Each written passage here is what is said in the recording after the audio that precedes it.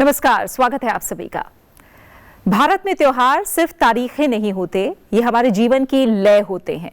जब ठंड धीरे धीरे विदा लेती है, धरती फिर सांस लेने लगती है, पेड़ों पर नई कोपलें आती हैं और इंसान के भीतर भी कुछ नया जन्म लेने लगता है। और उसी बदलाव का नाम है वसंत। वसंत सिर्फ एक ऋतु नहीं है, ये एक संदेश है पुराने बोझ को छोड़ने का, नई शुरुआत का और जीवन को फिर से रंगों में देखने का। आज हम जिस होली के रंगों का त्योहार जिसे कहते हैं, उसकी जड़ें हमारे इतिहास, हमारी लोक परंपराओं, हमारे शास्त्रों और विज्ञान तक में गहराई से जुड़ी हुई हैं। ब्रज की लीलाओं से लेकर बंगाल के डोल उत्सव तक, दक्षिण भारत की कामन परंपरा से लेकर आदिवासी समाज के प्रकृति उत्सव तक, रूप अलग है लेकिन संदेश एक ही है, जीवन का उत्सव। आज की तेज डिजिटल और तनाव भरी जिंदगी में जहां लोग स्क्रीन से जुड़े हैं लेकिन हर दूसरे से कटते जा रहे हैं, वसंत और होली हमें फिर से प्रकृति, समाज और खुद से जुड़ने की याद दिलाते हैं। इन्हीं तमाम पहलुओं को समझने के लिए आज मेरे साथ 4 बेहद खास मेहमान इस कार्यक्रम का हिस्सा बन रहे हैं, जो इस पर्व को इतिहास, ज्योतिष, विज्ञान और आध्यात्म चारों नजरियों से देखने में हमारी मदद करेंगे। तो पहले हम स्वागत करते हैं नितिशा मल्होत्रा जी, ज्योतिषाचार्य हमारे साथ जुड़ी हुई हैं। नितिशा जी, बहुत बहुत स्वागत है आपका। डॉक्टर ओम जी उपाध्याय हमारे साथ जुड़े हुए हैं, सदस्य सचिव हैं Indian council of historical research के। डॉक्टर उपाध्याय, आपका भी बहुत बहुत स्वागत है। ओम प्रकाश पांडे जी हमारे साथ मौजूद हैं, वैज्ञानिक और शोधकर्ता हैं। ओम प्रकाश पांडे जी, बहुत बहुत स्वागत आपका इस कार्यक्रम में। और पंडित कमलापति त्रिपाठी जी, आध्यात्मिक गुरु, हमारे साथ इस कार्यक्रम का हिस्सा बन रहे हैं। कमलापति जी, आपका भी बहुत बहुत स्वागत और धन्यवाद। डॉक्टर उपाध्याय, शुरुआत आपसे करती हूँ। अगर इतिहास की दृष्टि से देखें तो बसंत का जो उत्सव है वो होली और बसंत की जब हम बात करते हैं, सिर्फ धार्मिक उत्सव भर नहीं रहे हैं, बल्कि हम थोड़ा और पीछे जाएं तो किस तरह से एक तरह से देखें समझें कि कृषि, समाज और प्रकृति से ये जोड़ने का माध्यम रहे हैं। बहुत अच्छी ओपनिंग आपने की और वहीं से मैं अपनी बात वहीं से सूत्र पकड़ रहा हूँ आपसे बातचीत की शुरुआत करने के लिए। वास्तव में जब हम ऋतु की केवल ऋतु तक सीमित नहीं है, हम बसंतोत्सव की जब बात कर रहे हैं, कम से कम 3 पहलू तो हैं ही कि हम बसंतोत्सव, होली और फाग, अगर इन 3 चीज़ों को बहुत एकीकृत रूप से, समेकित रूप से देखें तो तब पूरा परिदृश्य, पूरा दृश्य हमको ठीक तरीके से दिखाई देता है, ट्रांसपेरेंट तरीके से दिखाई देता है। जो वसंतोत्सव है वो आपने कहा ही कि वो पुराने को छोड़कर नए की तरफ बढ़ने का, सृजन का, ऋतु का उत्सव है। जब हम बहुत घनघोर ठंड से एक तरह से मौसम का रूपांतरण होता है और मौसम का रूपांतरण नए सृजन का, नए जीवन की ओर संकेत करने वाले, नई ऊर्जा की ओर, नए उत्साह की ओर का संकेत करने वाला है। एक बात, उसके साथ जो होली और सब कुछ नया सा दिखाई देने लगता है, नई कोपलें फूटना, एकदम प्रकृति नए रंग में रंगी हुई वासंती जो जिसे हम कहते हैं, ऋतुराज। इसीलिए जब ऋतु संहार लिख रहे थे कालिदास, क्या सुंदर वर्णन किया है उन्होंने। आप कभी अगर उस वर्णन को पढ़ें, 6 ऋतुओं की बात कर रहे हैं, लेकिन वसंत की का जिस तरीके से कालिदास अपने ऋतु संहार में, कई सारे अभिज्ञान शाकुंतलम में जिक्र कर रहे हैं, मेघदूतम में, लेकिन ऋतु संहार में तो वसंत का जिस तरह का उल्लेख वो कर रहे हैं, अद्भुत है वो। कि जिस तरीके से कोयलों की का जो कूंजना है, जो उस समय पलाश और कदम्ब और अशोक के वृक्षों का जिस तरह से वर्णन कर रहे हैं, जिस तरह से सुवासित हो जा रहा है आम की जो बौर जिसको कहते हैं मंजरियाँ, वो बौराई हुई हैं और उनसे जो सुवास फैल रहा है, वहाँ से देखें तो एक प्रकृति का तो रूपांतरण हो ही रहा है, मन का रूपांतरण किस तरह से, नई फसल आ रही है, उसका उत्सव है। होली जिस भाव को लेके आती है, जिस सामाजिक समरसता के भाव को लेके आती है, जो वास्तव में भारत का मूल है, जो समावेशन भारत की मूल परंपरा है, तो होली और फाग जब इसके साथ जुड़ता है, माँ शारदे इसके साथ जुड़ती हैं, जब वसंत पंचमी के दिन हम उनकी आराधना करते हैं प्रज्ञा, वाणी और संगीत के अधिष्ठात्री के रूप में, और फाग के रूप में जो संगीत का पक्ष इसके साथ जुड़ता है। अगर आप इस पूरी कंटिन्यूटी को इस तरह से ट्रेस करें तो बहुत अद्भुत सा है कि जो पश्चिम आज कह रहा है द आर्ट ऑफ लेटिंग गो की बात, कि अब छोड़ो, नए की तरफ जाओ, पीछे का सब छोड़ के, वो नवसृजन हम हर वर्ष अपने आप में ही एक पूरे समाज का, एक पूरे जो ऋतु तो चलिए प्रकृति की बात है, मनुष्य का, हमारे संबंधों का एक तरह से नयापन कि अब नवीनीकरण हो जा रहा है, कि अब जो हुआ हुआ, और होली इसका अवसर या वसंतोत्सव पूरा जिस तरह का की पूरी स्थितियां हैं उसमें ये अवसर हमको बहुत ठीक तरीके से मिलता हुआ दिखाई दे रहा है। तो ये पूरा जो इतिहास क्रम है, बाकी आप भागवत पुराण की जो कथा है वो सभी को पता है कि जिस हिरण्यकश्यपु और होलिका और प्रहलाद के बाद जिस तरीके से हमने उसको मनाना शुरू किया, वहाँ से चलते हुए, लेकिन आप अगर ऋतु वसंतोत्सव की बात करें तो ट्रेसेस तो हमको ऋग्वेद से शुरू करना चाहिए कि उसमें जिस तरह से ऋतुओं का वर्णन आ रहा है, और उसके बाद इस धरती के साथ, मैं कई बार कहता हूँ प्रीति जी, आदरणीय ओम प्रकाश पांडे जी हैं, उनके सामने ये बोलना होता है ना, सूर्य को दीपक दिखाने जैसा है, लेकिन आप देखो कि पूरी दुनिया के स्तर पे कई बार मुझे आश्चर्य होता है भारत की मनीषा पे, भारत की पांडित्य परंपरा पे, कि जब कोई समस्या नहीं थी पूरी दुनिया में और अगले 1000 वर्षों तक पर्यावरण का कोई संकट नहीं होने वाला था, हमारी जो प्राचीन मनीषा है वो किस तरीके से प्रकृति को देख रही है और किस तरह से उसकी बातचीत कर रही है। आप सोचिए कि अथर्ववेद उद्घोष करता है, माता भूमि पृथिव्याम पुत्रोहम, ये भूमि हमारी माँ है और हम उसके पुत्र हैं। मैं चुनौती देके कहता हूं कि पूरी दुनिया के पैरेलल किसी लिटरेचर में इस तरह का कोई एक सिंगल उदाहरण मुझे दिखा दे कोई। इसके बाद आप पुराणों में चले जाइए, ऐसे कम से कम आधा दर्जन पुराण हैं जिसमें प्रकृति को लेके गहरी चिंता और बहुत अलग तरह का भाव, वराह पुराण में, अग्नि पुराण में, जहां कहा जा रहा है कि जो वृक्ष लगाता है वो कभी नरकगामी नहीं होता, आप वृक्षों को लगाकर उसका पुत्रवत पोषण करना चाहिए। इस तरह का प्रकृति के साथ तादात्म्य और साहचर्य दिखाई देता है। दिक्कत यह है कि हम 600-700 साल की गुलामी में या संघर्ष में अपने आप को भूलते गए। 800 साल का जो हम और अभी भी उस गुलाम ग्रंथि से निकल नहीं पा रहे हैं। हमने उसको जीना छोड़ दिया, हमने उसको उस तरीके से अपने जीवन शैली को ढालना छोड़ दिया।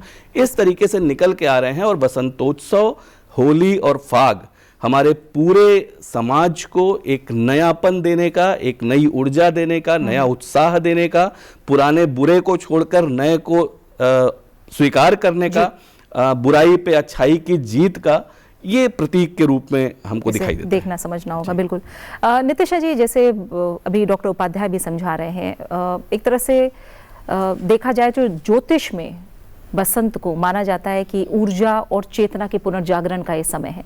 इस समय सूर्य और ग्रहों की जो स्थिति है वो किस तरह से मानव के मन को और व्यवहार को प्रभावित करती है? जी, बहुत ही अच्छा प्रश्न किया प्रीति जी आपने, और आपके सभी दर्शकों को राधे राधे और जय माँ पीताम्बरा। देखिए, अगर हम अपने सनातन धर्म की इतिहास को देखते हैं तो हमारा जो शक संवत है वो शुरू होने वाला है 2083 19 मार्च को। वो पहला मंथ आएगा और ये साल का आखिरी मंथ है, जो वसंत उत्सव या फागुन महीना भी कहा जाता है, जिसमें होलिका या होली का त्योहार भी हम मनाते हैं। इस समय सूर्य अपने पुत्र के घर है। चंद्रमा को अगर हम देखते हैं तो चंद्रमा 2 से 2.5 दिन में एक राशि में गोचर करता है। चंद्रमा का गोचर साथ ही साथ इसी समय लगभग आप हर साल देखेंगे फागुन महीने के करीब ही 4 से 5 ग्रह एक साथ जमावड़ा बना के एक साथ एनक्लाइन होने की कोशिश करते हैं। तो ये जो एनक्लाइनमेंट है ग्रहों की, ये दिखाती है कि कुछ नई ऊर्जाएं हमारे जीवन में आने वाली हैं। बिल्कुल आपने सही कहा कि चेतना को जागृत करने का समय होता है। जैसे कि हम लोग क्लोजिंग करते हैं ना, अब नया साल शुरू होने वाला है, नए रंग आएंगे हमारे जीवन में होली के रंगों के साथ, अब हमारा क्लोजिंग का समय है। तो इस समय जो भी हमारे अंदर ईर्ष्या है, घृणा है या कोई भी ऐसा निगेटिव बात जो कहीं ना कहीं अटक जाती है, उसको रिमूव करने का समय ये विशेष रूप से माना जाता है। इसीलिए इस समय आप चारों तरफ देखिए, चारों तरफ रंग बिखरे हुए हैं। प्रकृति ने भी अपने चारों तरफ इतने रंग बिखेर दिए हैं कि वो हमारे जीवन को परिवर्तित कर रहे होते हैं। और कृषि या प्रकृति का इसमें सबसे बड़ा रोल है, क्योंकि प्रकृति में जो भी चीज उत्पन्न हो रही है वो कहीं ना कहीं नवग्रहों से जुड़ी हुई है। तो जब हम नवग्रहों से जुड़ते हैं, प्रकृति से जुड़ जाते हैं, और प्रकृति से जुड़ने के कारण जो हमारी कुंडली में नवग्रहों का डिसबैलेंस होता है वो पूरा होने लगता है। इसलिए सभी से कहूंगी, प्रकृति से जरूर जुड़े, सुबह जल्दी उठे, सूर्य देवता को जल दें, और साथ ही साथ आप जब पेड़ पौधों के साथ, फूलों के साथ थोड़ा सा समय अपना बिताते हैं तो आपके जीवन में उनकी जो ऊर्जा है वो सकारात्मक रूप से काम करती है। तो ये बहुत विशेष है प्रकृति से जुड़ना। और ये आपका जो कार्यक्रम है इससे भी बहुत अच्छा लग रहा है, क्योंकि हम बात कर रहे हैं वसंत उत्सव की। वसंत उत्सव तभी शुरू हो जाता है जब सूर्य कुंभ राशि में प्रवेश कर जाता है शनि के घर में। अब वो मीन राशि में प्रवेश कर जाएंगे और हम देखेंगे कि साल की नई शुरुआत भी होगी और खर मास भी शुरू हो जाएगा। तो अब हम लोगों के सामने नया चैलेंज है, नया साल, नया कॉन्सेप्ट, नए चीजों को लेकर के आ रहा है। तो ये समय पूरी तरह से अपनी ऊर्जा को, अपनी चेतना को इकट्ठा करने का है। बिल्कुल जी। ओम प्रकाश पांडे जी, आपके व्यक्तित्व के कई सारे पहलू हैं, जैसे डॉक्टर उपाध्याय ने भी कहा, लेकिन अभी मैं एक विज्ञान की दृष्टि से अगर आपके जरिए समझने की कोशिश करूं तो ऋतु परिवर्तन के समय अगर हम मानव शरीर को देखें और समझें तो इसमें इस समय इम्यूनिटी हार्मोन और मूड में भी बहुत सारे बदलाव आते हैं। तो ये कैसे होता है और बसंत इन्हें कैसे संतुलित करती है? देखिए, सबसे पहले तो मैं, होली है तो आपके दर्शकों को, आपको भी, आप सभी को भी एक 2 लाइन की कविता से शुरू करता हूँ। रंगों की मधुर रंगोली सी, फागुन की चपल ठिठोली से, कुछ प्रीत भरी कुछ भंग भरी, सभी को शुभकामनाएं होली की। प्रश्न, बसंत क्या है? बसंत एक धातु है, बस निवासे धातु, उससे बसंत बना। दूसरा जो है, निरुक्त में ये कहा गया है कि बसंते अन्न जीवन तत्वानि, माने जिसमें जीवन पनप सके उसको बसंत कहते हैं। ये निरुक्त में आचार्य ने कहा, यास्क ने। अब सवाल ये है कि जब आपने एक इस पर विज्ञान की एक बात करी तो उस पर मैं कह देता हूँ कि अभी हमारी बहन बता रही थी नक्षत्रों की बात। उत्तरा फाल्गुनी नक्षत्र और पूर्वा फाल्गुनी नक्षत्र, ये दोनों का संयोग होता है और दोनों सिंह राशि में होते हैं। और ये जो संयोग है, ये एक नई ऊर्जा हमको प्रेरित करता है। और अभी पृथ्वी जो है वो सिंह राशि में और सूर्य इसके एकदम विपरीत कुंभ राशि में। और सिंह राशि में ही पूर्वा फाल्गुनी और उत्तरा फाल्गुनी नक्षत्र हैं। और इसके 2 तारे हैं, उन नक्षत्रों में 2 तारे हैं, और जिसको हम साइंस में डेनेबुला और लियोनेस कहते हैं। और ये यहाँ से 36 लाइट ईयर की दूरी पर, माने 1 सेकंड में 3 लाख किलोमीटर प्रकाश की गति है। तो उस तरह से 60 × 60 × 360 अगर जोड़ दें तो कितना हो सकेगा, वो 1 लाइट ईयर, 36 लाइट ईयर पर। तो आज जो उनसे हमें मिल रहा है वो 36 लाइट ईयर वर्ष पहले चला था, वो प्रकाश आज आपको मिल रहा। ये एक यूनिक कॉम्बिनेशन कि आज आपको मिल रहा। और दूसरी बात है कि उसका जो स्पेक्ट्रम है वो A3V है।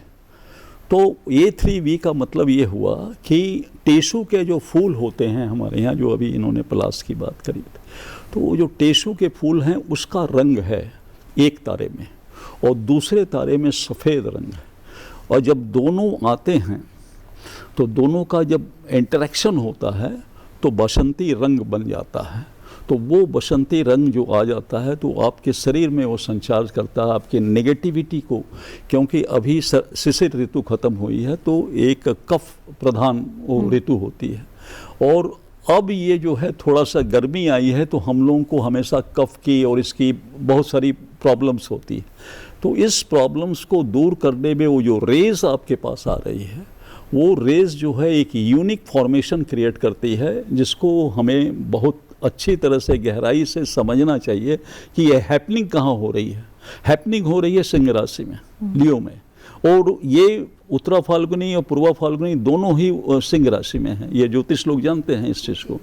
और उसके बाद में वहाँ से वो दोनों कलर आ रही है और पृथ्वी भी वही है और सीधे इधर से सूर्य की रोशनी पड़ रही है। तो ये जो इंटरेक्शन हो रहा है, ये इंटरेक्शन आपके बॉडी में एक सकारात्मक ऊर्जा अपने आप पैदा कर रहा है। और ये सिचुएशन जो है, जो सूर्य का कॉम्बिनेशन है, ये सब समय इस तरह से नहीं रहता। साल में उत्तरा फाल्गुनी नक्षत्र बहुत बार आते हैं, चंद्रमा सिंह राशि में बहुत बार आता है, लेकिन ये कॉम्बिनेशन ठीक इसी पर्टिकुलर जोन में पैदा होता है, इसलिए इसका बहुत महत्व है। दूसरी बात यह है कि वेद की अगर आप बात करें तो वेद में जो है वो लिखा हुआ है कि संवत्सरः यत् फाल्गुनी पूर्णिमा मासे जी क्या कहते हैं कि मुखतः, माने वो फाल्गुनी पूर्णिमा जो है, जो आज है, फाल्गुनी पूर्णिमा साल का प्रारंभ है, मुख है, वहाँ से संवत्सर निकल रहा है, साल निकल रहा है, यात्रा वहाँ से कर रहा है। तो जब वो साल निकल रहा है तो इसीलिए इसके एक दिन पहले हम गत वर्ष के जितने भी अमंगल हैं उस अमंगल को होलिका के माध्यम से भस्मीभूत करके दूसरे दिन रंगोपचार द्वारा अपने शरीर को पुष्ट करके, क्योंकि सर्दियों के मौसम में इसमें शुष्कता आ जाती है आपके चमड़े में, तो उसको कलर थेरेपी के माध्यम से उसको पुष्ट करके गुजिया की मिठास लेकर और ये सारा चीज़ लेके जब हम आगे चलते हैं, नए वर्ष का स्वागत करने की हम तैयारी करते हैं, तो ये केवल ऋतु नहीं है, केवल त्यौहार नहीं है, बल्कि भारत की जो आध्यात्मिकता है, भारत की जो मानसिकता है, वो भारत की मानसिकता ने क्या कहा, उसने कहा एक जन्म नहीं है, हमारे अनंत जन्म है, हम जन्म लेते रहेंगे। तो वो जो अनंत जन्म जब हम लेते रहेंगे, इसके मतलब हम काल को भी परास्त कर दिए। तो ये कालजयी जो संस्कृति है भारत की, उस कालजयी संस्कृति का ये एकदम प्रतीकात्मक रूप हम लोग सब मनाते हैं। ये उसका पर्व है, इसको हमें समझना चाहिए। बिल्कुल। कमलाप्रदीप त्रिपाठी जी, अगर आध्यात्मिक दृष्टि से और आपके नजरिए से देखें और समझें तो बसंत को आत्मा के पुनर्जागरण का समय कहा गया, तो आप क्या मानते समझते हैं कि क्या हमारे शास्त्रों में भी बसंत को भीतर की शुद्धि और चेतना के उत्सव के रूप में देखा गया है? सूरज आत्मा के प्रतिनिधि देवता है, देवत्व को साक्षात प्रतिनिधित्व करते हैं और मन के देवता चंद्रमा हैं। तो दोनों का जब संगम होता है बसंत उत्सव के इस पुनीत बेला में, तो आध्यात्मिक दृष्टिकोण से व्यक्ति के जीवन में नवसंचार, नव ऊर्जा और आत्मा, आप अभी होली का जो पर्व हम मनाने जा रहे हैं, आत्मा और परमात्मा के मिलन का भी यह पर्व है। साक्षात राधा रानी और बाकी बिहारी हमारी सरकार जो है, उनके मिलन का भी यह पर्व है। विशुद्ध रूप से अगर हम देखें तो भक्ति के देवता चंद्रमा को माना जाता है और सूरज आत्मा के प्रतिनिधित्व को करते हैं। इसलिए मैं समझता हूँ कि आत्मा और मन, इन दोनों के मिलन से व्यक्ति जो है पूर्ण रूप से आध्यात्मिक जीवन को संयमित कर सकता है और आने वाले समय में जो भी हम उस परमात्मा को पाने का श्रम करते हैं, चाहे भक्ति का साधन हो या तपस्या हो या जिस प्रकार से हम उसे पाने का पूर्ण प्रयास करते हैं और सफल होते हैं। बिल्कुल। डॉक्टर उपाध्याय, अगर थोड़ा सा हम समझें तो ब्रज की होली, बंगाल का डोल उत्सव, दक्षिण भारत की कामन परंपरा, तो इतिहास में जब इन क्षेत्रीय रूपों को अगर हम देखते हैं तो इनका विकास अलग अलग सामाजिक संदर्भों में किस तरह से हुआ? एक बात तो इसके शुरुआत में ही कहूँ कि हमारे यहाँ इतने सारे फॉल्ट नैरेटिव्स बनाए गए, खासकर ब्रिटिश पीरियड में, जिसको अभी तक हम आज़ादी के 8 दशक बाद भी अभी वास्तव में जिन 4 चीज़ों के लिए हमने आज़ादी की पूरी लड़ाई लड़ी, स्वभाषा, स्वदेशी, स्वराज और स्वधर्म, उसमें केवल स्वराज मिल पाया। बाकी तीनों की लड़ाई अभी भी चल रही है, ये सच्चाई है। अभी भी हम शायद मैकाले की उस मानसिकता से अपने को निकाल नहीं पाए। उन्होंने हमें बता दिया कि डाइवर्सिटी, यूनिटी इन डाइवर्सिटी, और हमने ये मान लिया कि वास्तव में हम डाइवर्सिफाइड हैं और हम में यूनिटी है। वास्तव में उल्टा है। एको हम बहुश्याम वाले लोग हैं हम लोग, कि हम मूलतः एक हैं, हमारे स्वरूप विभिन्न हैं, हम अपने को रिप्रेजेंट विभिन्न स्वरूपों में करते हैं। जो बात आपने कही, ये जो क्षेत्रीय विविधताएं दिखती हैं, ये केवल जो मूल धागा है उसका, हमारी संस्कृति के इन तत्वों का, वो बहुत मजबूती से निटेड है, वो एक है। रीजनल आधार पे, क्षेत्रीय आधार पे उसमें थोड़े थोड़े परिवर्तन हैं, क्योंकि भारत उसका देश है, समावेशी देश है, एक हैं हम। और ये वहाँ का जो बहुत सारे लोकल कस्टम्स उसमें जुड़ जाते हैं, लेकिन वो हमें मजबूत करते हैं, वो हमें कमज़ोर नहीं करते। वो अपनी जो अवधारणा यूरोप की है कि वो एक भाषा एक भूषा तक ही अपने राष्ट्र की अवधारणा को सीमित रखते हैं, मैं फिर कह रहा हूँ कि हमारे यहाँ जो सांस्कृतिक एकात्मता है वो बहुत गहरी है। इन चीज़ों का जो रिप्रेजेंटेशन है, जो इसका तरीका है, उसमें थोड़ा बहुत वैभिन्न है, लेकिन मूल फिर भी एक है, मूल धागा एक है। तो जो रीजनल वेरिएशंस आपको दिखते हैं वो केवल उस क्षेत्र में कुछ अलग तरह की पद्धतियां विकसित हुई, अलग तरह की चीज़ें विकसित हुई, उस कारण देखती हैं। अन्यथा आप केवल एक दिन का देखो ना, आप अगर हम जब संक्रांति का पर्व मनाते हैं, देश के हर हिस्से में अलग अलग नामों से वो पर्व हम मना रहे होते हैं। होली के साथ भी ऐसा है, वसंतोत्सव के साथ भी ऐसा है कि वो पूरे देश में किसी न किसी रूप में, यद्यपि कई बार ये लगता है कि हमारा देश तो इतना बड़ा है, जो उनको सब कॉन्टिनेंट लगता था, वो कल्पना ही नहीं किसी एक राष्ट्र की ऐसी कर सकते थे, जिन्होंने हमारे ऊपर इतना सारा लिखा, उनके लिए तो एक राष्ट्र ऐसा हो ही नहीं सकता था। इसीलिए बार बार वो कहते गए कि it is a set of 16 nationalities at least, और वो फॉल्ट लाइन्स डालने की उन्होंने कोशिश की, जिससे हम आज भी नहीं उबर पा रहे हैं। लेकिन सच्चाई तो यही है कि हम एक हैं। और मैं कई बार ये बात कहता हूँ अपने इस एकत्व के संदर्भ में कि जब आज जो पूरे दुनिया में राष्ट्र की परिभाषा है, उसको हम कम से कम आज से 1600 साल पहले गुप्त काल में जब विष्णु पुराण संकलित हो रहा है, और पता नहीं उसके और पहले का है, क्योंकि उस समय तो संकलित हो रहा है, उस समय वो धारणा कितनी प्रबल थी कि हम एकदम अपनी रीजनल, अपनी जो जिसको कहते हैं ना भौगोलिक सीमाओं के साथ, विष्णु पुराण हमारा कह रहा है उत्तरम यत् समुद्रस्य हिमाद्रैश्चैव दक्षिणम वर्षम तद भारतम नाम भारतीयतर संतति, कि हिमालय के नीचे और समुद्र के ऊपर जो पूरा भूभाग है वो भारत है, और इसकी संततियां एक हैं, वो भारतीय हैं। इससे ज़्यादा वननेस का प्रमाण पूरी दुनिया में कहीं से ढूंढ के लाइए, लेकिन हमें ये बताया गया। तो ये जो रीजनल वेरिएशंस हैं, ये केवल सतही चीज़ें हैं, मूल जो हमारी आत्मा है वो एक है। और इन सभी अवसरों पर हम बहुत ज़बरदस्त जो सांस्कृतिक एकात्मता है, हमारी सांस्कृतिक एकता है, बहुत मजबूती से निखर के उभर के आती है। ठीक है। और अगर होली के रंगों की बात करें नितिशा जी, तो होली के जो रंग है वो सिर्फ चेहरे पर, शरीर पर नहीं, बल्कि कहीं ना कहीं हमारी मन और ऊर्जा पर भी प्रभाव डालते हैं। तो कैसे जो इनका मनोवैज्ञानिक और आध्यात्मिक प्रभाव है उसे ज्योतिष में समझाया गया है, देखा गया है? जी बिल्कुल, जैसे कि अभी हमारे आदरणीय बात ही कर रहे थे, मुझे बहुत अच्छा लगा विज्ञान और ज्योतिष को जुड़ता हुआ देख के, कि जैसे हम कुंभ राशि की बात कर रहे हैं, इन्होंने सीधा बोला 180 डिग्री पर पृथ्वी है और पृथ्वी पर उस नक्षत्रों का असर हमें मिल रहा है। आज तक ये तो पता था कि पूर्वा फाल्गुनी और उत्तरा फाल्गुनी नक्षत्र में ही होलिका आएगी, क्योंकि पूर्णमासी उसी दिन आएगी, और उस त्योहार से हम उस नक्षत्र की ऊर्जा को ले पाएंगे। लेकिन एक साइंटिफिकली जो कॉन्सेप्ट इन्होंने क्लियर किया वो बहुत बेहतरीन था। अब मैं इसमें रंगों की बात करूंगी, क्योंकि हमने विक्रम संवत जलाया है होलिका दहन पर, यानी पिछले साल जो भी निगेटिविटी थी, जो भी चीजें थी हमारे अंदर, या जो भी हमारा क्लोजर था, वो सब हमने दहन किया है। अब हम नए साल की तरफ बढ़ रहे हैं, और हमारा धर्म, सनातन धर्म क्या बोलता है कि आप हर समय नए जन्म की तरफ आगे बढ़ रहे हो। ये नया साल आना, ये नए जन्म को दिखाता है, नई चीजों को, नई परियोजनाओं को, नई योजनाओं को दिखाता है। तो दूसरे दिन होली खेली जाती है रंगों से। रंग मतलब हमारे जीवन में हर तरह की ऊर्जा, प्रकाश लाने का रंग।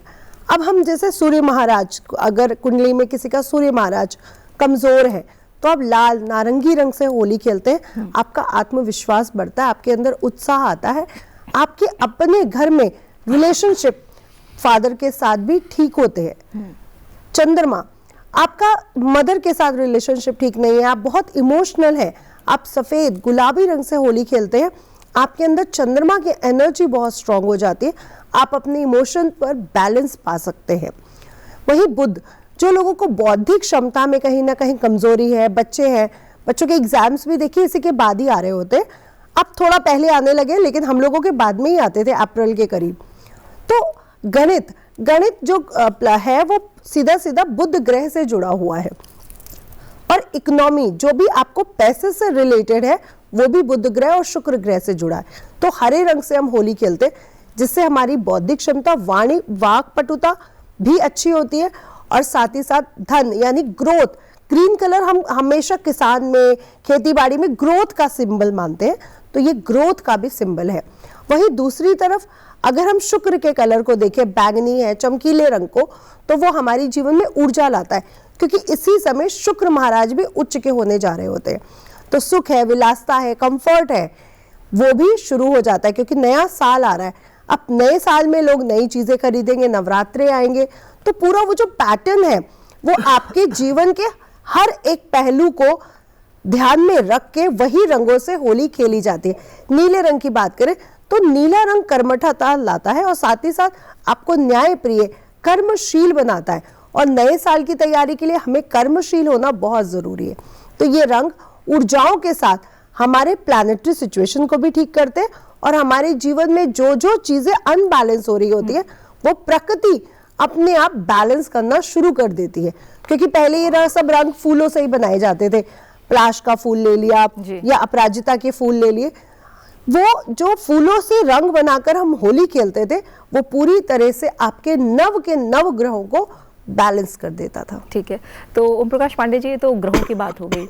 अब अगर स्वास्थ्य और विज्ञान के नजरिए से देखें तो क्योंकि परंपरागत रूप से होली हल्दी, टेसू, नीम के रंगों से खेली जाती थी, तो इसके पीछे भी स्वास्थ्य और विज्ञान का कोई ठोस कारण रहा है? देखिए, ऐसा है कि अभी ओम जी ने एक चीज़ छेड़ दी थी, और भारतीय जो परंपरा है, सांस्कृतिक जो, क्योंकि ये राष्ट्र बहुत पुराना, पहले तो मैं इस राष्ट्र की बात कर लूँ फिर आपकी उत्तर दे। ये राष्ट्र बहुत पुराना, ये राष्ट्र कोई कल परसों या 1000 वर्ष पहले नहीं हुआ। उसका कारण ये है, उसका कारण मैं आपके माध्यम से दर्शकों को भी समझाना चाहता हूँ। उसका वैज्ञानिक कारण क्या है? उसका वैज्ञानिक कारण ये है कि सूर्य पृथ्वी सूर्य के चारों तरफ घूम रही है, और जिस तरह से लट्टू लहराते हैं, लट्टू जब आप नचाते हैं तो लट्टू का ऊपरी हिस्सा लहराता है, वैसे पृथ्वी भी लहराती है।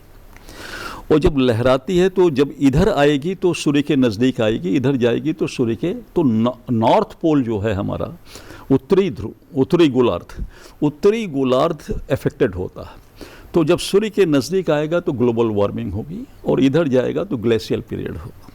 तो जब ग्लेशियल पीरियड होगा तो नॉर्थ का जितना हिस्सा है जो कर्क रेखा से ऊपर है, वो नॉर्थ का हिस्सा पूरा बर्फ़ में जम जाता है। तो पूरा का पूरा ये उस समय, आज से जो पूरा पिछला ग्लेशियल पीरियड ख़त्म हुआ है वो आज से 11,800 वर्ष पहले ख़त्म हुआ। तो ये जो साइकिल है उसकी वो 26,000 वर्ष की है। लट्टू तो 1 सेकंड में घूम जाता है, ये 26,000 वर्ष में घूमता है।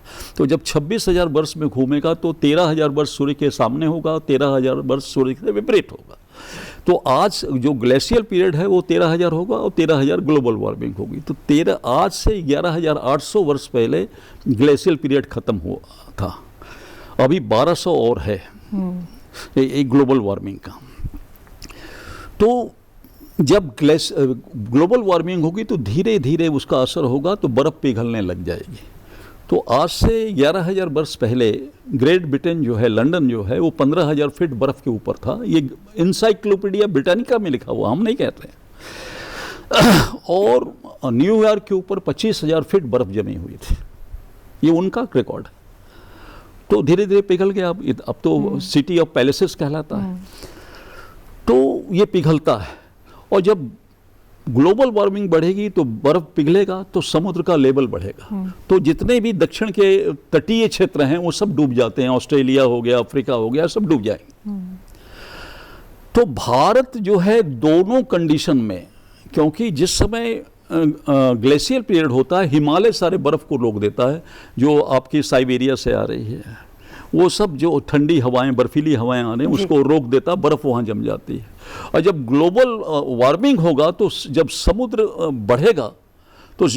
बढ़ेगा तो आपके देखिए कि आपके गुजरात से लेके केरल तक, और इधर पुरी से लेके धनुषकोटी तक, दोनों तरफ ईस्टर्न घाट और वेस्टर्न घाट है, वैली है, और नीचे जो लंका की तरफ है वहाँ नीलगिरी पर्वत।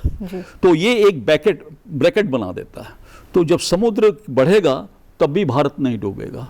जब बर्फ में सारा विश्व आच्छादित होगा तब भी भारत नहीं डूबेगा।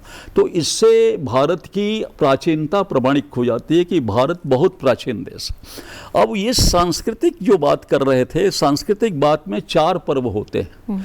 पहला है श्रावणी, जिसे हम आत्ममूलक कहते हैं, जिसमें यज्ञोपवीत होता है, वो सारा होता आत्ममूलक पर्व। दूसरा जो है वो शक्ति मूलक है, जो देवी की उपासना होती है नवरात्रि में, शारदीय नवरात्रि में दुर्गा की। तीसरा है अन्न मूलक, जिसे हम दीपावली कहते हैं। अन्न आ जाता है, धान आता है घर में। हमारे यहाँ धान महत्वपूर्ण था, गेहूं नहीं, गेहूं तो बहुत बाद में आया। तो अन्न मूलक था। और ये जो चौथा है जिस पर आप चर्चा कर रही हैं, ये देह मूलक है। तो आपकी पॉइंट पर यहाँ आता हूँ कि ये देह से संबंधित है, ये देह मूलक है। इसलिए जब हम होलिका दहन करते हैं और उसकी जो एसेस होते हैं, राख होते हैं, जो उसमें हम बहुत तरह के हर्ब्स डालते हैं, और वो राख जो होता है, उस राख को जब हम लगाते हैं तो वो राख क्या है, वो राख नहीं, उसका केमिकल टेस्ट किया हम लोगों ने। वो एंटी बैक्टीरियल है, एंटी फंगल है। तो वो जितने भी आपके शरीर में एंटी बैक्टीरियल और एंटी फंगल जितने भी सिस्टम हैं, उन सारों को वो समाप्त कर देता है। जब वो राख हम होलिका जब ठंडी हो जाती है, देखते हैं माथे में हाथ में लगाते हैं लोग, आपने देखा होगा। तो वो परंपरा वो लोग समझते हैं, वो भक्ति भाव से लगाते हैं, लेकिन एक्चुअली ये आपके शरीर का उपचार की विधि है और उसको भक्ति से जोड़ दिया गया ताकि लोग करें। तो वो करने की व्यवस्था। उसी तरह से रंग जो है, विभिन्न प्रकार के रंग, पिछली बार होली में आप लोगों ने बुलाया था तो उसमें मैं रंगों का विस्तृत चर्चा किया था, उस पर मैं रिपीट नहीं करूंगा। तो ये अभी आपको कह दिया कि कलर थेरेपी जो है, कलर थेरेपी एक ऐसी चीज़ है कि उस कलर थेरेपी से आपके केवल वाइटल पार्ट्स ही नहीं, आपकी किडनी हो गई, आपके लीवर हो गए, आपके पैनक्रियास हो गए, आपका हार्ट हो गया, आपका ब्रेन मेडुला हो गया, ये सारे के सारे जो है पुष्ट हो जाते हैं। और ये पुष्टता जब आ जाती है, और इससे एक और फायदा होता है जो मैंने अभी कहा था कि कफ यहाँ पर बहुत प्रभावी होता है। और आप देखते हैं कि अभी बहुत सारे लोग आपके कॉमन कोल्ड से परेशान हैं, तो ये इसका भी उपचार हो जाता है। इसके लिए कोई आपको ओरल मेडिसिन लेने की जरूरत भी नहीं होती है, ऑटोमेटिकली आप वो रिकवर कर जाता है, क्योंकि बॉडी अपने आप को रिकवर करती है, तो रिकवर हो जाता है प्राकृतिक रंगों से। बिल्कुल। अब कमलापति त्रिपाठी जी, जब होलिका दहन की बात करते तो ये कथा नहीं बल्कि प्रतीक माना जाता है। इसको अगर गहराई से देखें और समझें तो आपको क्या लगता है, आज के समय में जब व्यक्ति भीतर ही भीतर कहीं ना कहीं जल रहा है, तो अग्नि का आध्यात्मिक महत्व और संदेश क्या है? विशेष रूप से हम नकारात्मकता से इस समय सकारात्मकता की ओर बढ़ते हैं। होलिका दहन के समय में जो हमारे परिवार से, या आप उपल को देखें, सरसों को देखें, या जो चना है, या हमारे अभिभावक ने अभी कहा कि जो उसके भस्म को हम लगाते हैं तो सारे रोगों से हमारी निवृत्ति होती है। तो उससे पहले मैं पांडे जी को बहुत धन्यवाद देना चाहता हूँ, अभिभावक हैं, कि चैत्र मास में रामनवमी का पर्व आता है। 4 धर्म, अर्थ, काम और मोक्ष। हमारे यहाँ 4 वर्ण भी है, तो 4 वर्णों के पर्व की भी व्यवस्था हमारे यहाँ की गई है। तो पहला रामनवमी जो चैत्र में पड़ता है, दूसरा दशहरा जो आपने शक्ति पूजा की बात आपने की। तो ब्राह्मणों का जो पर्व है, जो शीलवान हैं, जो विद्वान हैं, चाहे किसी भी जाति धर्म से आते हैं, तो वे रामनवमी भगवान राम को अपना आदर्श मानते हैं। शक्ति की आराधना करने वाले जो भी ब्राह्मणों से मुखमाशित बाहु राजन्यकृतः, राजपूत जाति या शक्ति के जो भी उपासक है भगवती की उपासना करते हैं। और वैश्य वर्ग के जो लोग हैं, उन लोगों ने दीपावली को इसलिए प्रमुखता से बढ़ाया क्योंकि उनके पास धन बल था। और ये जो होली है, ये पर्वों का वह पर्व है कि जहाँ प्रेम, सौहार्द और हमारे आपसी जो वैमनस्यता का जो बोध होता है उसे हम दूर कर करके प्रेम से मिलते हैं। और समाज में एक ऐसा माहौल आता है जैसे पीत वर्णम धरांगा। हमारी जो साचार्य ने कहा, पीत वर्ण जो है वो क्या है, वो धन का प्रतिनिधित्व करता है।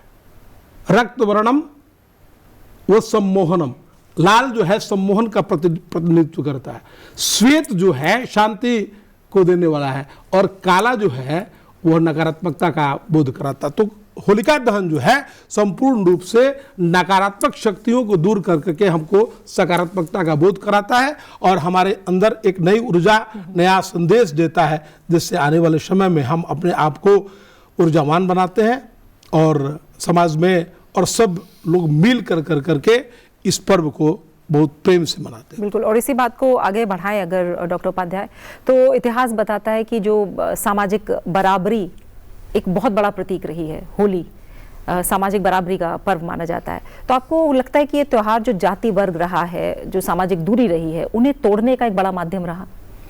बिल्कुल, देखिए, एक तो पहले मैं अपने मूल को देखूं तो मैं मानता नहीं कि हमारे यहाँ सामाजिक दूरी जैसा कुछ रहा है।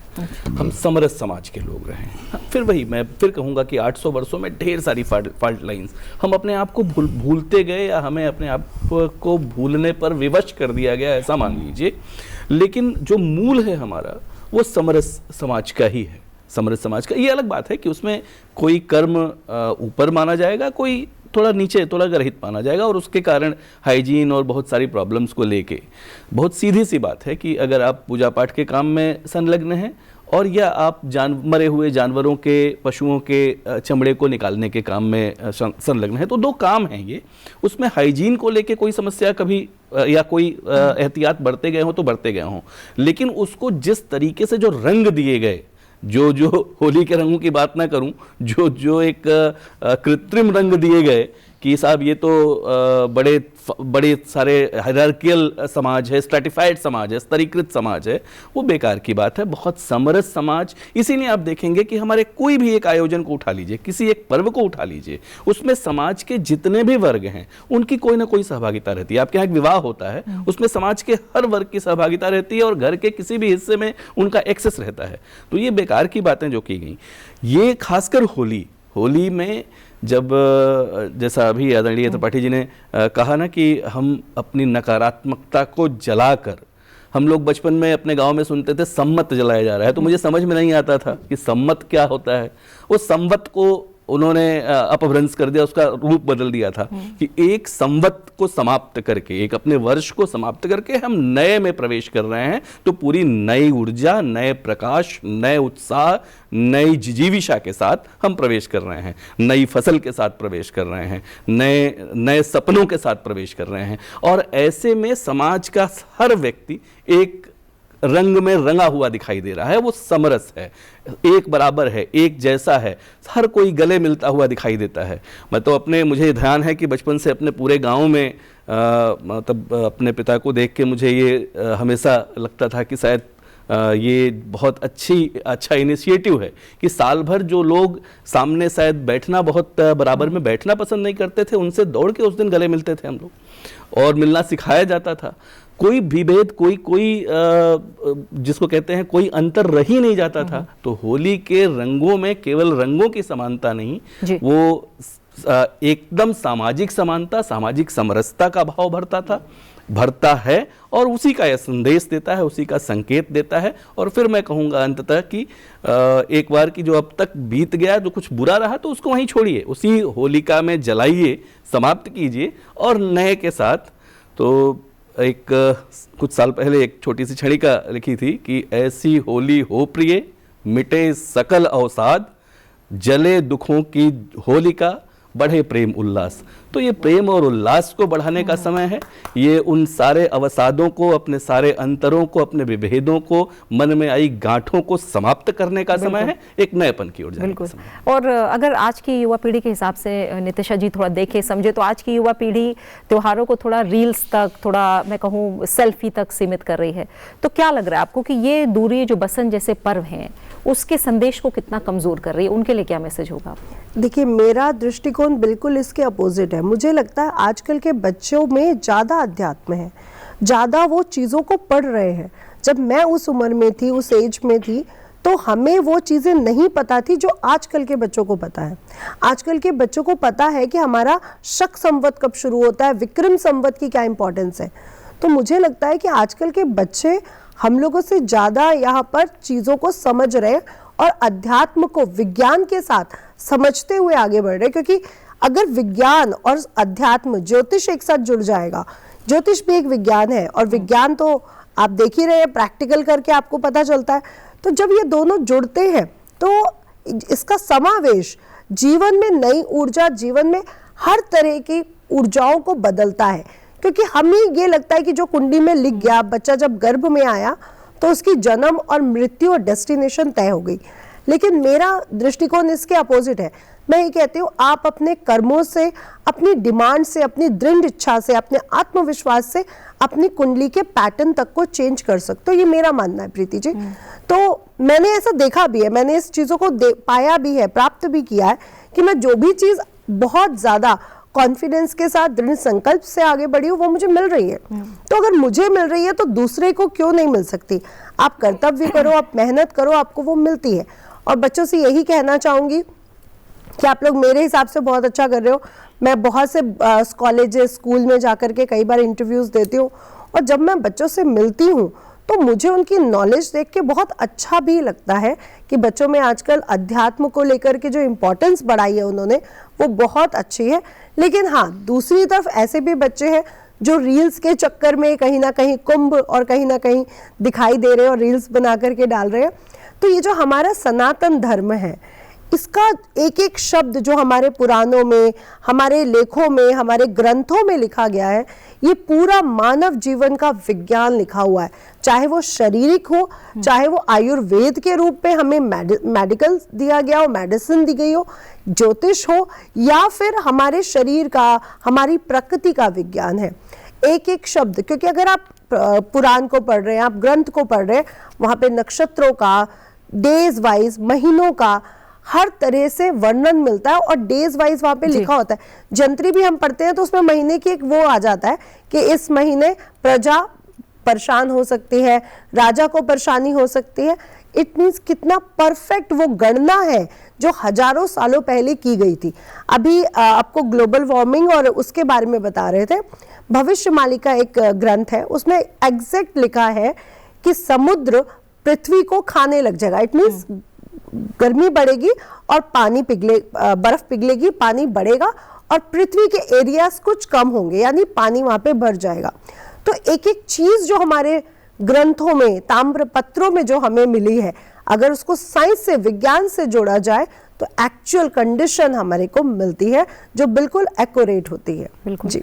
और ओम प्रकाश पांडे जी, अब थोड़ा सा समझिए आज के दौर को। तो भीड़ बहुत है लेकिन अकेलापन भी उतना ही ज़्यादा लोगों में बढ़ रहा है। अगर देखा जाए तो मेंटल इश्यूज़ भी काफ़ी सामने आ रहे हैं मेंटल हेल्थ को लेकर। तो बसंत जैसे जो सामूहिक उत्सव हैं, वो आपको क्या लगता है मानसिक स्वास्थ्य और सामुदायिक उपचार के लिए क्या एक मैं कहूँ प्राकृतिक थेरेपी की तरह काम करते हैं? और क्योंकि समय कम है, मैं चाहूँगी इसी के साथ अगर आप बताएं, अगर हम विज्ञान, परंपरा, आधुनिकता, इन सबको, तीनों को जोड़ कर देखें तो आपको क्या लग रहा है बसंत हमें भविष्य के लिए क्या संदेश और संकेत दे रहा है? देखिए, बसंत की ही बात आप कर रही हैं क्योंकि ये आपका प्रोग्राम भी बसंत से है। मैं आपको स्पष्ट कर दूं, भारत के जितने भी त्यौहार हैं वो सारे के सारे त्यौहार इंडिविजुअल नहीं हैं, वो सब के सब सामूहिक। भारत में एक सामूहिक परंपरा हमेशा से रही है और हमारा जो त्यौहार है वो सामूहिक है। और सामूहिक, देखिए, अब जो आपने एक बात कही अभी, हमारे ओम जी उसको समझा रहे थे कि ये जो डिप्रेस्ड क्लास की जो बात आती है और छुआछूत की जो बात आती है, ये 1852 में एलन नाम के एक अंग्रेज का दिया हुआ वर्ड है। उसके पहले ये कहीं भी आता ही नहीं था। आप अगर पैरामीटर देखें तो ज्ञान का जो पैरामीटर है, उस ज्ञान के पैरामीटर में ब्राह्मण सबसे ऊंच स्थान पर। जहाँ बल की शक्ति का पैरामीटर है वहाँ क्षत्रिय ऊपर है, ब्राह्मण सबसे नीचे है। सबसे नीचे, सबसे डरपोक होता है और नीचे रहता है। जहाँ पर व्यवसाय की बात आती है, अर्थ उपार्जन की बात आती है, वहाँ वैश्य ऊपर है। उसके बाद नंबर 2 पर वो क्या डिप्रेस्ड क्लास है, नंबर 3 पर क्षत्रिय है, नंबर 4 पर ब्राह्मण है। और जहाँ पर आता है कि मैन्युफैक्चरिंग सेक्टर की बात आती है, वहाँ पर वो डिप्रेस्ड क्लास सबसे टॉप पर है और ब्राह्मण सबसे नीचे। तो ब्राह्मण 3 में नीचे है, सिर्फ ज्ञान के मामले में वो टॉप पर है। जो कहा जाता है कि ब्राह्मण सब है, ऐसा नहीं है। गहराई से देखने की और समझने की बात। तो और हम अभी आपने बताया कि ये सारे त्यौहार जितने भी होते हैं उसमें सब में आपको सारी जातियों के लोग मिल जाएंगे। हमारे यहाँ कास्ट डिवीज़न नहीं था, कास्ट कर्म के अनुसार था, कौन सा आप ऑप्ट करते हैं। आप देखिए, आम नेता भी बोल देते हैं, आप लोग भी बोलते हैं कि भारत जो है विश्वगुरु था, भारत सोने की चिड़िया थी। अब तो सोने के टाइगर भी बोल देते हैं लोग, सोने की चिड़िया थी, सोने का टाइगर था। भारत विश्वगुरु था तो आपके ज्ञान की वजह से था, ठीक है, उसमें कंट्रीब्यूशन ब्राह्मण का हो सकता है, लेकिन भारत सोने की चिड़िया थी, वो स्किलनेस जो थी, जो एक्सपर्टाइज थी, वो सारे उन डिप्रेस्ड क्लास की थी। हमारे यहाँ कोई मल्टीनेशनल्स नहीं थे, हमारे यहाँ कोई कॉरपोरेट सेक्टर नहीं था, गांव गांव में वो चीज़ें बनती थी, और वो बनाने वाले ना क्षत्रिय होते थे ना वैश्य। वैश्य का मतलब क्या? ट्रेडिंग करना। वो ट्रेडिंग करता था, मैन्युफैक्चरिंग सेक्टर सारा उसके पास था, और उसी के बल से भारत सोने की चिड़िया थी। जब यहाँ का सामान बाहर जाता था और करेंसी में कैश नहीं मिलता था, सोना गोल्ड करेंसी में था, ट्रांजैक्शन में वो गोल्ड लेके आते थे और उनको बांटते हुए चलते थे, वो सबसे ज्यादा धनाढ्य थे। ऐसा नहीं है। तो हमारे कहने का तात्पर्य है, ये हमको जो डेफिनेशन, जो ये कॉलोनियल माइंडसेट में जो दिया गया है, इससे जितना जल्दी हम मुक्त होंगे, जितना जल्दी हम जड़ों तक पहुंचेंगे, वापस जड़ों में जब तक नहीं जाएंगे, जड़ उन लोगों ने काटने की कोशिश की, अभी भी जड़ बचा हुआ है, क्योंकि ये आध्यात्मिक देश है, यहाँ से ये मटेरियलिस्टिक देश नहीं है। तो यहाँ पर जड़ों में लौटना पड़ेगा, और जड़ों में लौटने का काम कौन करेगा? आप करेंगी, और आप ये बहन जी बैठी हैं, ये स्त्री कर सकती है, क्योंकि वही बच्चों की पहली गुरु होती है।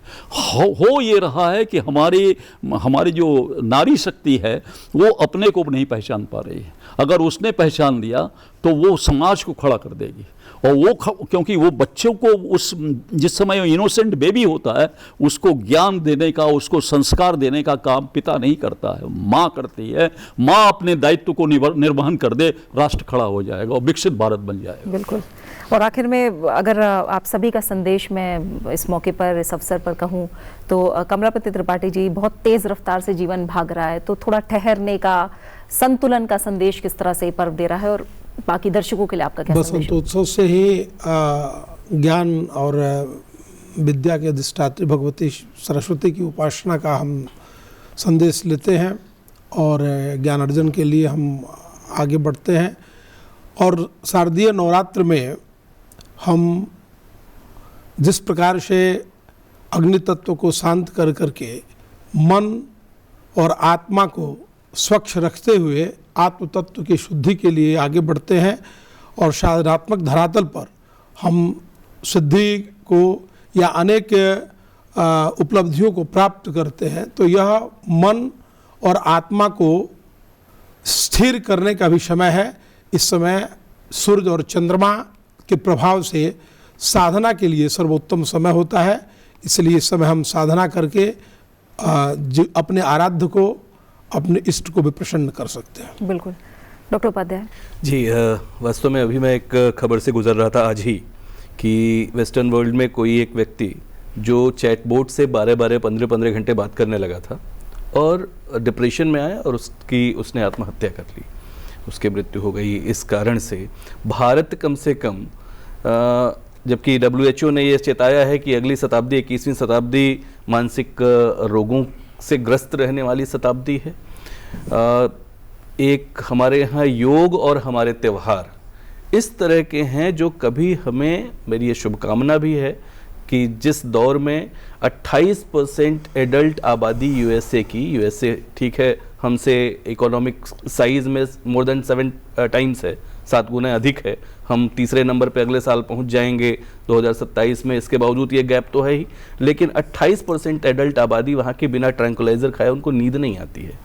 उस चीज़ से बचाने वाला हमारा योग, हमारी ज्ञान परंपरा और हमारे ये त्यौहार हैं, जो समाज को, हर एक व्यक्ति को एक दूसरे से कनेक्ट करते हैं। इस भाग दौड़ की ज़िंदगी में भी आज यही त्यौहार है कि अब एक हफ्ते ऐसा लगेगा कि जिससे हम साल भर कभी नहीं मिल पा रहे हैं, उससे भी मिल रहे हैं और मन खोल के अपनी सारी बातें कर पा रहे हैं, मन खोल के कर रहे हैं। जो वीकेंड्स आएंगे उसमें हम बहुत बड़ी संख्या में एक दूसरे से मुलाकात करेंगे, अपनी बातचीत जो महीनों की जमी हुई है, हमारे एक मित्र कहते हैं कि मिलेंगे तो पेट भर बात करेंगे, भर पेट बात करेंगे। तो भरपेट बात करना या जो भरा हुआ पेट है उसको बातों का उसको खाली कर लेना, ये हमें उस स्थिति में जाने से निश्चित रूप से बचाता है जिससे दुनिया के बहुत सारे देश जूझ रहे हैं। मेरी शुभकामना है अपने समाज को कि ये समरसता, ये उत्साह, ये सौंदर्य हमारा बना रहे, हमारे त्योहारों का हम एक दूसरे से जुड़े रहें, मनुष्य बना रहना चाहिए। इसके लिए ये त्यौहार, हमारा धर्म, हमारा अध्यात्म बहुत जरूरी है। मनुष्य रोबोट नहीं है, मशीन नहीं है, उसके लिए ये त्यौहार, ये वसंतोत्सव, होलिकोत्सव बहुत जरूरी है। मेरी बहुत शुभकामना आपके माध्यम से। बिल्कुल। तो प्रकाश पांडे जी, देखिए बसंत, प्रीति जी, बसंत जो ऋतु है और बसंत का जो ये त्यौहार है, ये अपने आप में एक साइकाट्रिक रिट्रेशल का त्यौहार है। देखिए हमारे अंदर बहुत सारी नैतिकता को ओढ़ने का जो एक आजकल का जो परिपाटी चल गई है कि आदमी बड़ा संकोच से कहीं बात करता है, टीवी पर बैठा होता है कैमरा के सामने, तो उस समय उसके भाव भंगिमा कुछ और होते हैं, तो इतना टेंशन हो जाता है आदमी, वो जो एक गढ़ के निकल रहा है, सहज कोई नहीं है, सब आदमी एक टेंशन में। तो वो टेंशन जो है जब रहती है तो साइकेट्रिक भी ये कहते हैं कि वो टेंशन रहने की वजह से वो बबलिंग होती रहती है, और उस बबलिंग में मनोरोगी तो होना ही नहीं, ब्रेन हेमरेज भी हो सकता है, सारी कुछ हो सकती है। और जैसा ओम जी ने बताया कि अभी आने वाले समय में ऐसा फोरकास्ट हुआ, उसको बाहर निकलना चाहिए। जो नकारात्मकता है, जो कृत्रिम चीज है, जो आप कृत्रिम है, स्वाभाविक नहीं है, स्वभाव में नहीं है, स्व के भाव में आइए। तो स्व के भाव में आने की वजह है कि आपके अंदर जितनी भी नकारात्मकता है उसको निकाल बाहर करिए। तो इसलिए आपने देखा होगा रूरल सेक्टर में, आज भी हमारे गाँवों में, रूरल सेक्टर में फाग के गीत होते हैं, वहाँ बैठकर वो सब लेके बजाते हैं, हाँ, ढोल मजीरा लेके, और हर घर में जाते हैं, वो एक टोली है जो जाती है, और उसमें गाली गलौज सब कुछ होता है, सब कुछ होता है, और सब सहज रूप से लेते हैं, कहीं लाठी कोई नहीं चलाता है, और सब उसका आनंद लेते हैं और सब निकालते रहते हैं। तो वो एक तरह से आपके अंदर जमे जितने भी नकारात्मक इश्यूज हैं वो बाहर निकल जाते हैं, और बाहर निकलने के बाद आप नॉर्मल हो जाते हैं। जब एक्स्ट्रा चीज जो भरी हुई अनवांटेड रोबोट वाली जो चीजें हैं, अगर उसको बाहर निकाल दे जाएंगे तो आप मानव में आ जाएंगे, स्वभाव में आ जाएंगे। तो ये स्वभाव का हमारे यहाँ जितने भी पर्व त्योहार हैं, जितने भी उत्सव हैं, उत्सव कहा गया है, उत्सव माने जो हृदय से निकल सके, वो उत्सव हम मनाते हैं। तो उत्सव में ये सारी चीजें निकल जाती हैं और हम स्वभाव में आ जाते हैं, और जब आप स्वभाव में आ जाएंगे तो सब आप एक हैं, और एकता का भाव रहेगा, उसमें विभेदात्मक नहीं रहेगी, उसमें कोई किसी के प्रति घृणा या किसी को नीचा दिखाना ये भाव ही रहेगा नहीं। जब 100 देखेंगे तो आपके अंदर भी वही आत्मा है, हमारे अंदर भी वही है, तो हमारे अंदर क्या फर्क है, तो वो भाव आ जाता है। जी देखिए, प्रकृति के साथ जुड़ने का संदेश दूंगी मैं तो सब किसी को कि ये जो त्योहार है, दिवाली है, होली है, अभी हमने गेहूं की बालियां, गन्ने और अनाज लेकर हम लोगों ने दहन किया। अपनी प्रकृति को हर समय ग्रेटिट्यूड दो। जो हॉस्पिटल जाके जो ऑक्सीजन के सिलेंडर आपको लाखों रुपए में मिलते हैं, वो प्रकृति हमें फ्री में दे रही है। जो जल की वाटर बोटल्स खरीद कर हम पीते हैं 100, 200, 500 रुपए की, वो प्रकृति हमें फ्री में दे रही है। तो हर त्योहार पे अपनी प्रकृति को ग्रैटिट्यूड देना शुरू करें, उसको धन्यवाद बोले दिल से, क्योंकि वो जो भी चीजें आपको दे रही है वो मानव जीवन के लिए, मानव के शरीर के लिए बहुत ज्यादा जरूरी है। क्योंकि जैसे ही सर्दी आती है, हमारे जो फल होते हैं वो गर्मी देने वाले हो जाते हैं, गर्मी आती है, हमारे जो फल होते हैं हमें ठंडक देने वाले हो जाते हैं। तो प्रकृति ने जो ह्यूमन बॉडी बनाई है वो पूरी तरह से ऐसे बनाई है कि प्रकृति अपने चादर से उसको समेट कर अपने जो बच्चे हैं, मनुष्य जो उनका बच्चा है, उनको रख सके। तो उनको ग्रैटिट्यूड ज़रूर दें, धन्यवाद करते रहे और दृढ़ संकल्प के साथ आगे बढ़े। और प्रकृति के साथ जुड़ते हुए मैं कभी बच्चों से ये नहीं कहूँगी कि गाड़ियाँ तेज चलाएं या सुसाइड करने की सोचें या डिप्रेशन एंजाइटी में जाएं। जब आप प्रकृति से जुड़ोगे ना, आपको डिप्रेशन एंजाइटी हो ही नहीं सकती।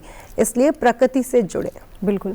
और इसी के साथ मैं धन्यवाद आप चारों मेहमानों का करूंगी, डॉक्टर उपाध्याय, ओम प्रकाश जी, नितिशा जी, त्रिपाठी जी, आप सभी मेहमानों का बहुत बहुत धन्यवाद मेरे साथ इस चर्चा में जुड़ने के लिए। तो आज की जो बातचीत, जो चर्चा हुई, एक बात बिल्कुल साफ है कि वसंत उत्सव और होली सिर्फ रंगों का त्योहार भर नहीं है, बल्कि जीवन को फिर से संतुलित करने का, खुद से और प्रकृति से जुड़ने का, समाज से जुड़ने का एक बहुत बड़ा अवसर है। एक गहरी परंपरा हमेशा से रही है इनके पीछे। इतिहास हमें हमारी जड़ें दिखाता है, ज्योतिष ऊर्जा की दिशा बताता है, विज्ञान उसके कारण भी समझाता है और अध्यात्म उससे अर्थ देता है। शायद जरूरत बस इतनी है कि हम त्योहार सिर्फ मनाएं ही नहीं, उन्हें समझें और अपने जीवन में उतारें, उन्हें जिएं। नमस्कार।